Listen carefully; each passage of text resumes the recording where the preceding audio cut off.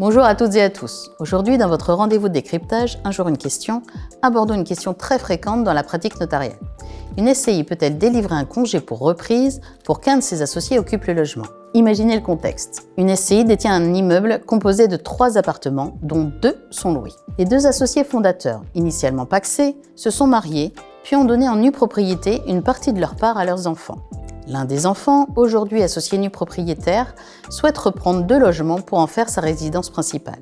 En règle générale, une personne morale ne peut pas délivrer de congé pour reprise en vue d'habiter. Mais la loi du 6 juillet 1989 prévoit une exception, lorsqu'il s'agit d'une SCI familiale, c'est-à-dire constituée exclusivement entre parents et alliés jusqu'au 4e degré inclus. Le congé pour reprise est autorisé au profit de l'un des associés. Dans notre cas présent, la SCI, initialement créée entre partenaires pacsés, a acquis la qualité de société familiale dès leur mariage. L'entrée des enfants dans la SCI n'a pas remis en cause cette qualification. Nous sommes donc bien en présence d'une SCI familiale. Dès lors, le congé pour reprise peut être délivré au profit de l'un des enfants, même s'il est seulement nu propriétaire de ses parts.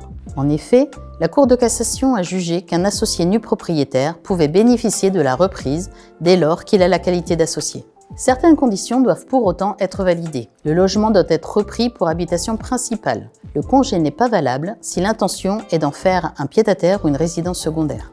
Or ici, le projet de l'associé de s'y installer durablement satisfait cette exigence. Concernant maintenant la réunion des 2 appartements pour former un duplex, la Cour de cassation considère qu'il n'appartient pas au juge d'apprécier le caractère raisonnable de la reprise. La volonté d'agrandir sa résidence principale ne contrevient donc pas à la loi du 6 juillet 1989. Retenons donc en pratique que la SCI familiale peut délivrer un congé pour reprise au bénéfice de l'un de ses associés. Ce congé peut viser un ou plusieurs logements, dès lors que la finalité reste l'habitation principale. Il est fortement conseillé de préciser dans le courrier que la société est familiale et que le bénéficiaire est associé, afin d'éviter toute contestation.